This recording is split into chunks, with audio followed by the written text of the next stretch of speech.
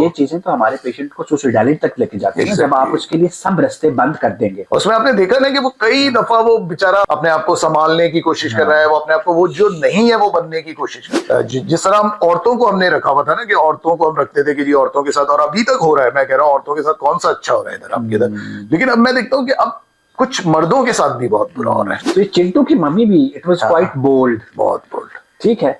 सो फिर आपको कोई जमाने के फ्रॉइड या मंटो बनने का शौक है, या आपको लगता है कि ये वाकई इतना अहम मसला है, ये क्यों आ जाके आपकी सुई यहीं फंस जाती है? देखिए मैं एक बात बताऊं, हमेशा ना इंसान एक बबल में रहना चाहता है, मतलब ये इंसान की वो हमारा मसला यही है।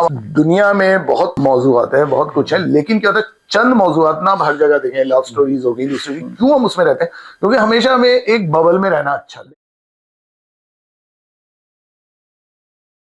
वसाइल पे भी आते हैं कि आपका ये शानदार नवादरात से भरा हुआ घर है, ड्रामा जो ड्रामा निगारी है इसमें इतने पैसे हैं। ड्रामा निगारी में बहुत अच्छे पैसे हैं। ड्रामा निगारी में ये पता नहीं कौन हमारे राइटर्स हैं जो दूसरों को कहते हैं नहीं जी कुछ नहीं है, और वो नहीं, और अभी तक ऐसे प्रिटेंड करते हैं जैसे वो पीटीवी के दौर के राइटर्स जिस तरह वो बेचारे उनको कम पैसे मिलते थे, फिर वो होता था कि आप साल में एक से ज्यादा लिख नहीं सकते थे, पॉलिसीज होती थी। अच्छा। क्योंकि वो उस वक्त इतना वो जराए नहीं थे ना, ऑप्शंस भी नहीं था। फिर उसमें ये होता था कि भाई अगर एक एक्टर आ गया एक सीरियल में तो वो दोबारा रिपीट नहीं होगा। अब तो किसी के मैडम नूरजहां से 1800 रुपए में गाना भी गवा लेते हैं। हाँ वो ऐसी बात है। नहीं अब तो ये कि बहुत अच्छा है, मतलब अगर राइटर्स आते हैं सब तो आपका सोर्स ऑफ इनकम ये मेरा यही है, मेरा ड्रामा, मेरा ब्रेड एंड बटर यही है। मैं यही हम टीवी पे एक सबा कमर का ड्रामा आया था डाइजेस्ट राइटर, जी जी, इसमें वो दिखाया जाता है कि कैसे गरीब लड़की ड्रामा राइटर बन के एकदम बहुत अमीर हो जाती है। सो वापस आते हैं वदूद अहमद पे, जो एक सेक्सुअल माइनॉरिटीज कह लें या एक डाइवर्स ओरिएंटेशन, क्योंकि आजकल हमें वर्ड बड़े मोहतात कि वो लोग ऑफेंड हो जाते हैं। सो उसको भी, वदूद को भी अपनी उसी ओरिएंटेशन और उस सेक्सुअल प्रेफरेंस के साथ इतना कॉन्फिडेंट दिखाना, और फिर ये जो हमारे यहाँ इन लोगों के साथ सलूक होता है, मजाक उड़ाया जाता है, ये एक नॉर्मल लाइफ से दूर किया जाता है, उस किरदार को आपने बड़ा अच्छा संभाला। मैं बहुत उसको होशियारी से लेके चला था, और आप ये देखें कि इस तरह के कैरेक्टर्स कभी भी टीवी की स्क्रीन पे नहीं आए थे। ये जो है ये इस तरह के किरदारों को लाना मतलब एक हम लोगों के थ्रू ही हो गया, यही बड़ी बात है। तो वदूद का जब मैं लिख रहा था मुझे था कि मुझे एक ऐसा किरदार बताना है उसको, वदूद को, कि उसके अंदर एक क्यूटनेस रहे, मतलब वो ये ना रहे कि मतलब जैसे हमारे इधर पोर्ट्रे किया जाता है ट्रांसजेंडर्स को, वो बड़ी एक खास अंदाज होता है टिपिकल जिसमें करते हैं। मुझे अभी भी याद है कि जब हम शूट कर रहे थे तो हमारे उस जमाने में प्रोड्यूसर एक थे, उन्होंने वकार कर रहा था एक्टिंग, वकार बिल्कुल सिंपल जैसे नॉर्मल अंदाज में बात कर, तो उन्होंने कहा नहीं यूं मत करो, फिर वो समझाएंगे ये होठों पे दांत यूं करो, होठ यूं करो, ये करो, आंखें यूं मटकाओ। तो जो मजहर था ना दोस्त मेरा, जो डायरेक्टर मजहर मोइन, उसने कहा उसने वकार को कहा खबरदार ये कोई ऐसी चीज नहीं करनी, कह रहे मत सुनो इनकी कोई बात, जो मैं कह रहा हूँ जाहिर डायरेक्टर है, डायरेक्टर की सुनेगा एक्टर। उसने कहा बिल्कुल नहीं, जो नेचुरल जैसे बोलते हो उस तरह बोलो, कोई जरूरत नहीं है वो करने की, जिस तरह तुम अपनी जिंदगी में तुम अपने आपको जिस तरह वो करते हो तुम उस तरह उसको करो। तो वकार ने उसी तरह किया। फिर आप देखिए ना उसमें कोई चीज हमने देखा है, माँ है बहने, ठीक है वो चिड़ के एक दूसरे को वो भी कर रही है, लेकिन उन्होंने उसको वो किया हुआ है कि मतलब माँ जैसे माँ कहती है कि दुपट्टा उसने पहना किस कलर का पहन लिया, किसी और रंग का पहन ले।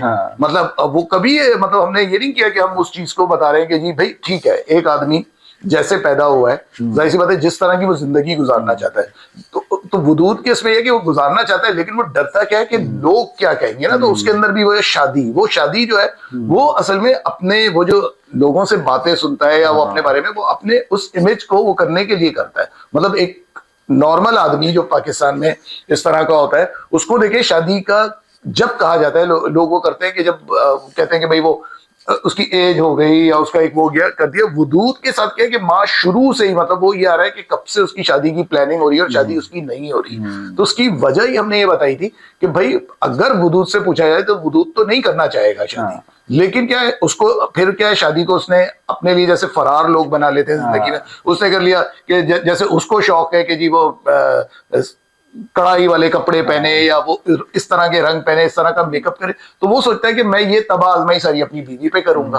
तो वो अपनी प्रोजेक्ट जो उसके अपने अंदर की इनर वो जो एक ख्वाहिशात है ना जो है वो उसको अप्लाई करने के लिए वो बीवी का सहारा उसका वो। अच्छा ये ना थोड़ा सा एक नाजुक मामला इसलिए भी है कि एक तो जो ट्रांसजेंडर लेस्बियन ये वगैरह की डेफिनेशन है ना, अब वदूद को आपने एक ट्रांसजेंडर या जेंडर डिस्फोरिया वाला पोर्ट्रे किया।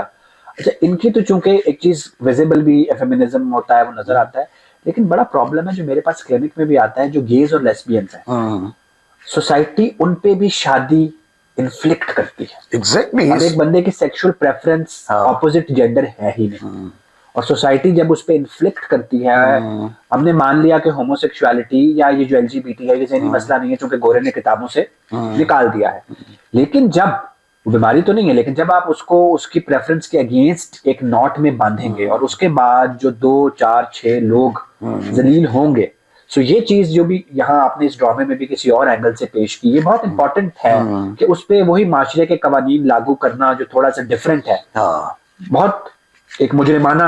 और इसमें वो यही होता है कि भाई जैसे माँ है, माँ तो यही सोचती है कि जी मेरी नस्ल चले, या वो आप झांक नहीं रहे ना उस लड़के के अंदर, उसके लड़के के अंदर की सच्चाई क्या है। तो बेसिकली वदूद का देखे उसमें कई जगहों पे वो मैं समझता हूँ वो बड़े, हालांकि वो जाहिर सी बात है कॉमेडी होता है, लोग कॉमेडी की उससे देख रहे थे, वो कहता है कि मैं कल से अबाया पहनूंगा, जब वो एक थक जाता है ना वो इस चीज से, इस प्रोसेस से कि उसे मर्द बनना है, उसके बावजूद लोग उसको मर्द एक्सेप्ट नहीं कर रहे, तो वो सीन मुझे लगता है कि वो बहुत एक ट्रेजिक सीन है कि जिसमें वो कहता है ना कि अब मैं वो नहीं करूंगा, और मैं वो जब माँ देखती है कि इससे पहले तो एक कोशिश कर रहा था मर्द बनने की, अब ये नहीं बनता। तो ये छोटी छोटी बारीकियां थी जो मुझे खुशी है कि जो हसास लोग हैं वो समझ गए उसके अंदर की बात। तो ये चीजें तो हमारे पेशेंट को सुसाइडलिटी तक लेके जाती है जब आप उसके लिए सब रास्ते बंद कर देंगे।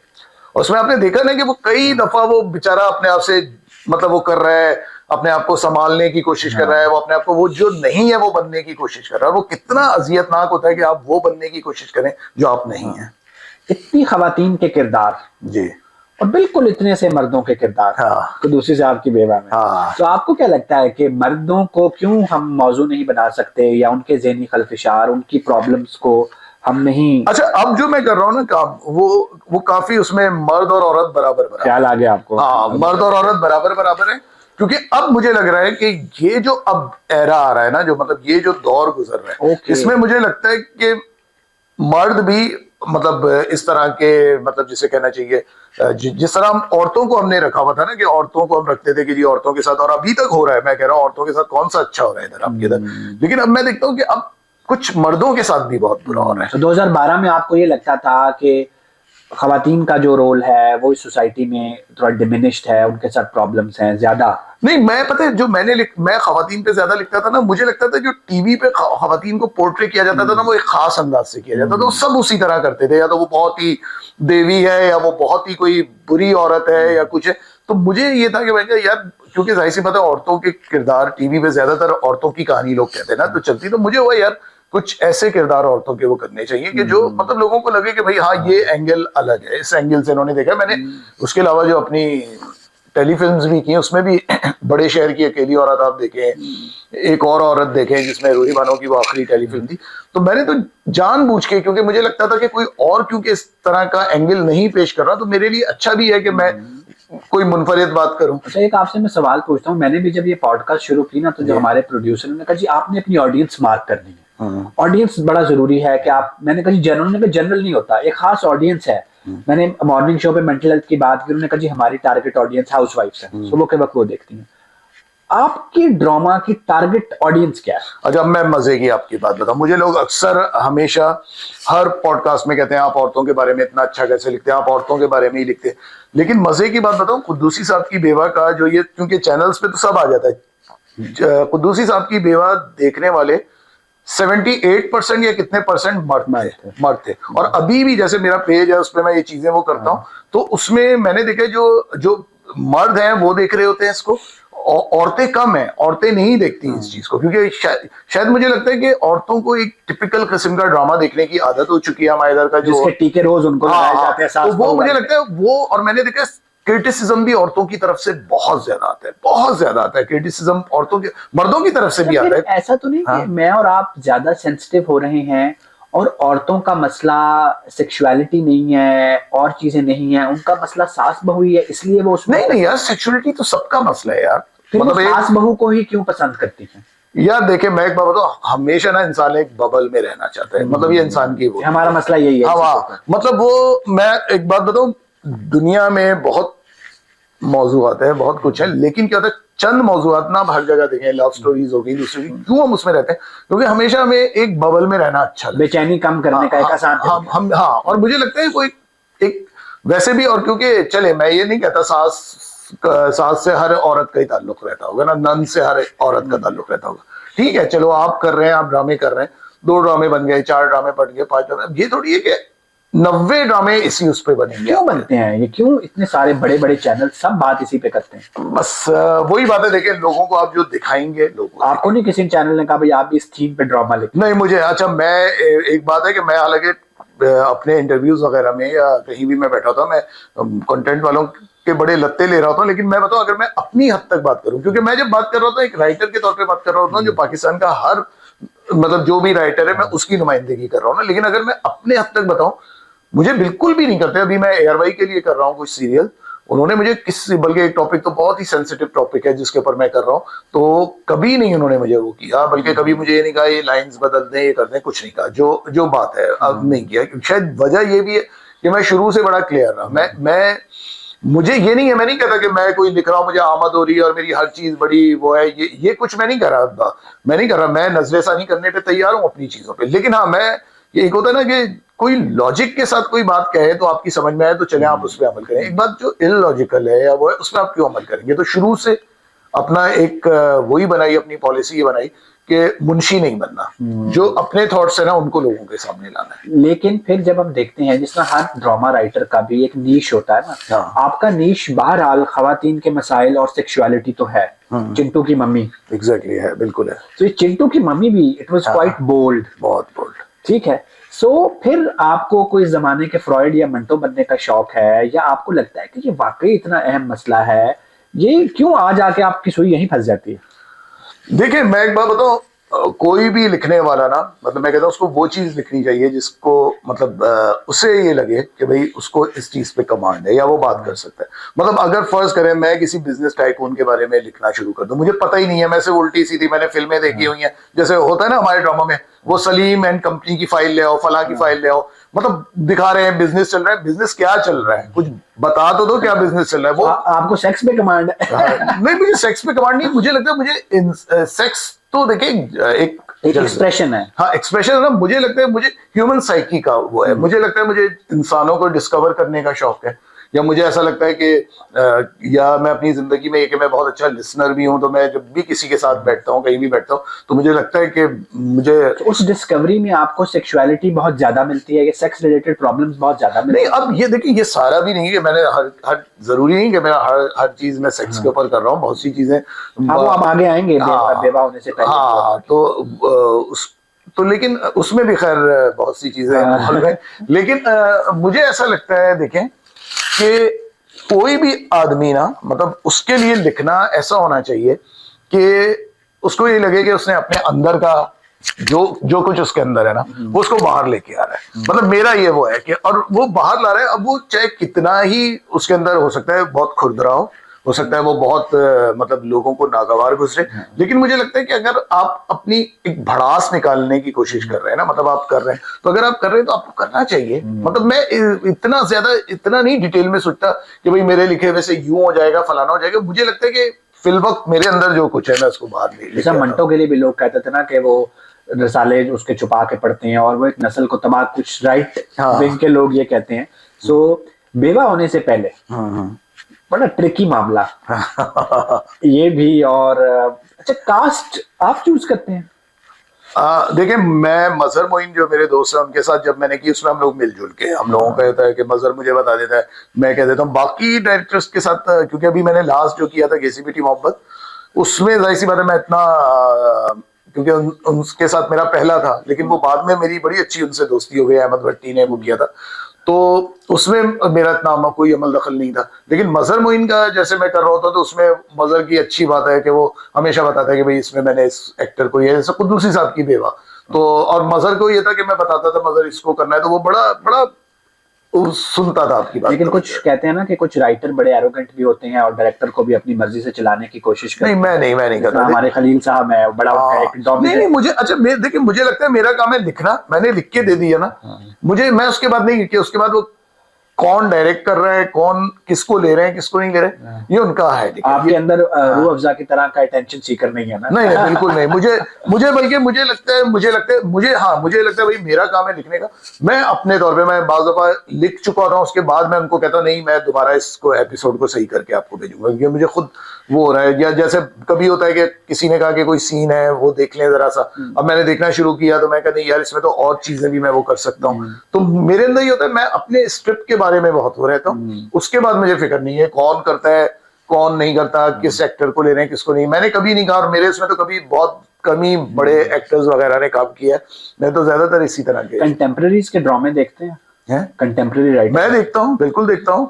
मतलब मुझे खासतौर पे मुस्तफ़ा अफरीदी का मैं जिक्र करूंगा। मुस्तफ़ा अफरीदी बहुत ही कमाल राइटर है, बल्कि अभी उनका तन मन नीलो नील उन्होंने जिस तरह एड्रेस किया है चीज़ों को, उसमें मुस्तफ़ा अफरीदी बहुत अच्छा लिखते हैं। और दूसरे जो उनकी मुझे सबसे अच्छी बात लगती है ना, कि हालांकि वो बड़े उनके मौज़ूआत बड़े हार्श होते हैं, बड़े होते हैं, लेकिन वो जो एक ह्यूमर है ना मुस्तफ़ा अफरीदी का, जो उनके जुमलों में होता है, और वो इतना कोई मजे का होता है और वो इतना कोई रस भर देता है उनकी तहरीर में। तो मुझे मुस्तफ़ा अफरीदी बहुत ज्यादा पसंद है। बीगुल बहुत अच्छा लिखती हैं, बीगुल बहुत ज्यादा अच्छा लिखती हैं। आमना मुफ्ती हैं। फिर फायजा इफ्तिखार के दो एक मुझे बहुत ही ज्यादा अच्छे लगे उनके। डाइजेस्ट राइटर है ना? हाँ, लेकिन वो बहुत अच्छे, और वो क्योंकि वो मुझे लगता है कि उनके अंदर वो डाइजेस्ट राइटर्स वाली ना जो क्या मैं बोलूँ इसमें नहीं, मैं कुछ ऐसा ना बोल दूं, क्योंकि यहाँ ये होता है फिर बाद में सारी चीजें होती है। नहीं, मुझे लगता है फायजा इफ्तिखार जो है ना, फायजा इफ्तिखार का भी वो या तो मैं समझता हूँ मेरा स्कूल ऑफ थॉट वही है ना, कि फायजा इफ्तिखार का भी जो ह्यूमर है ना, जैसे मैं मुस्तफ़ा अफरीदी की बात कर रहा हूँ, तो फायजा इफ्तिखार का भी जो ह्यूमर है उनका, मैंने उनकी बहुत सी चीजें बहुत बाद में देखी अभी ना। मतलब मैंने उनका रांझा रांझा कर दी नहीं देखा था, मैंने उनका आंगन नहीं देखा था, तो मैंने अभी उनकी चीजें देखी ना। तो पहले भी उन्होंने खैर बड़ा अच्छा, इन्होंने ऑन ज़ारा एक उन्होंने लिखा था, लेकिन फायजा बहुत अच्छा लिखती है, बहुत अच्छा लिखती है। और वो भी ये कि मतलब रांझा रांझा कर दी में आप देखें ना कि वो टॉपिक कितना वो है, और उसको जिस तरह वो लेके चली है। तो लेकिन ये सारे जो राइटर्स हैं ये हमें ऑफ स्क्रीन और इनका काम नजर आता है, खलील साहब ऑन स्क्रीन भी बहुत नजर आते हैं। सो वो राइटर्स कम्युनिटी में किस तरह स्टैंड करते हैं?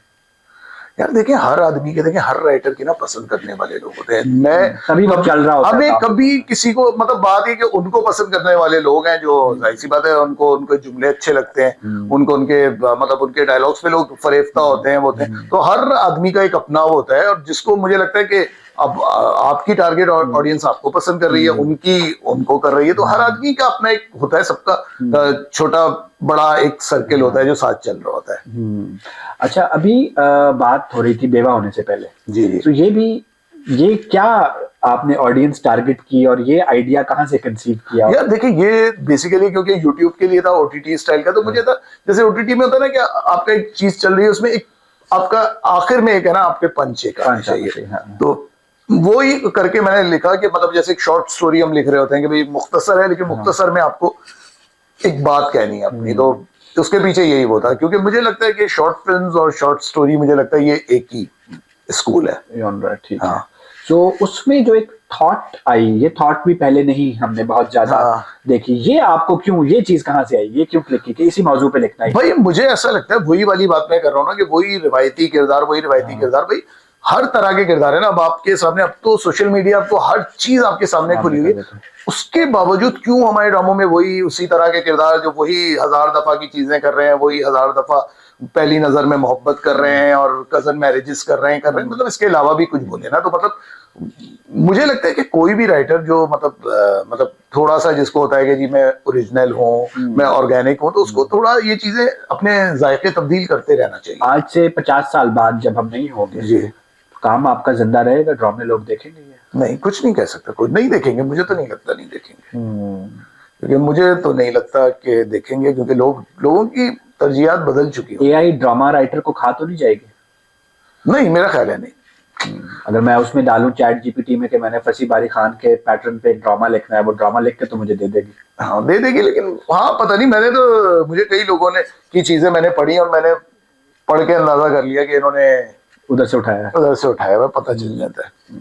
अच्छा, आप जब इतने ज़हनी खलफशार वाले किरदार लिखते हैं, वो पोर्ट्रे होते हैं, देखते हैं, अपनी ज़हनी हालत को कैसे मेंटेन रखते हैं इस सारे सिनेरियो में? म्यूजिक मैं बहुत ज्यादा म्यूजिक सुनता हूँ, मुझे म्यूजिक का बहुत शौक है।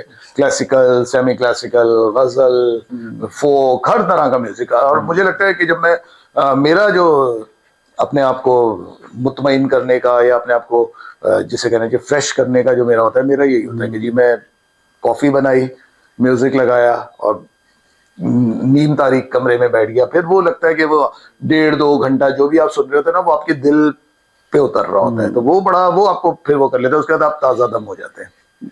हम अमूमन मैसेज पे एंड करते नहीं है, लेकिन आपसे मैं जरूर एक मैसेज चाहूंगा कि जो हमारे बहुत ज्यादा लोगों के मेंटल हेल्थ और सेक्सुअल हेल्थ प्रॉब्लम्स हैं, जिनको लोग कन्फाइड रखते हैं, आप जैसी सेलिब्रिटी अगर उसके बारे में कुछ बात करेगी तो। मैं ये कहता हूँ कि आपको लोगों को सुनना चाहिए। हमारे इधर मसला ये हो गया है कि हमारे इधर लोग ना सुनते नहीं है। आपके इर्द गिर्द ऐसे लोग होते हैं जो चाहते हैं कि आप बैठ जाएं, आप उनकी बात सुन लें, आप कुछ नहीं करें, आप उनके कंधे को ना हल्के से थपथपा भी देंगे ना, तो यकीन करें कि वो आपके सामने अपनी सारी चीजें, मुश्किलात बता देंगे। वो सारा वो बता देंगे वो किस बुरे फेज से गुजर रहे हैं, किस कम्युनिकेशन। जी, तो मुझे ऐसा लगता है कि हम बहुत से लोगों को सुन नहीं रहे होते और हमें सुनना चाहिए लोगों को। तो कदूसी साहब की बेवा में भी इतने खल्फशार के बावजूद शो इज गोइंग ऑन। इसका नाम रख देना खल्फशार इस शो का। हाँ। कितनी दफा यूज हुआ है ना खल्फशार, इस शो का नाम होना चाहिए खल्फशार। तो वो जो एक लिटरल हैंड होल्डिंग है सोसाइटी की जो आपने दिखाई है, वो उस दीवानगी, एक नया लफ्ज ले आते हैं, उसके बावजूद वो चल शायद उसी कनेक्शन और एक दूसरे को सुनने की वजह से रहे। हाँ बिल्कुल, क्योंकि पता है क्या, मैं देखता हूँ ना आजकल बड़ा, खैर बहुत तकलीफ दे टॉपिक है। मैं देखता हूँ कि लोग बता रहे होते हैं कि जी फला, जैसे एक दोस्त है, उन्होंने मुझे बताया कि उनका एक दोस्त था, कह रहे हम लोग बैठे हुए थे, बातें कर रहे थे, हंस रहा था, मजाक कर रहा था, ये कर रहा था, उसके बाद वो घर गया है, उसके बाद उसने रात में सुसाइड अटेम्प्ट कर ली। मतलब हम ये कहते हैं ना, हम समझते हैं कोई आदमी हंस रहा है, हमारे साथ हंस रहा है, हमें उसकी हंसी नजर आ रही है ना, हमें नहीं पता उसके अंदर क्या कुछ है। तो मैं यही कहता हूँ कि दूसरों के अंदर थोड़ा झांकना चाहिए, सुनना चाहिए दूसरों को। आपके कुछ दोस्त होंगे जो नहीं, बाज लोगों में झिझक होती है, वो नहीं बोल सकते, वो नहीं कह सकते, तो मतलब उन लोगों को मुझे लगता है कि आपको वक्त देना चाहिए। थैंक यू सो मच वैसे भाई, हमने आपका बहुत वक्त लिया, लेकिन बहुत अच्छी बात है। बहुत अच्छा लगा, बहुत अच्छी है, आपके सवालात बड़े बामायने थे, मजा आया। सो व्यूअर्स, आज का जो टेक होम मैसेज अगर हम कहें कि एक तो सुनने की आदत डालें, और दूसरा फसी बारी खान का भी जब काम देखें या कोई भी काम देखें जिसपे आपको लगे कि कोई चीज डिफरेंट है, तो ब्रेकें लगाएं। फौरन रिएक्शन ना दें कि ये वो चीज है। जब डिफरेंट चीज देखें, ब्रेकें लगाएं। अल्लाह ने आपको एक दिमाग दिया है, उससे उसको प्रोसेस करें और फिर रिएक्ट करें। Thank you.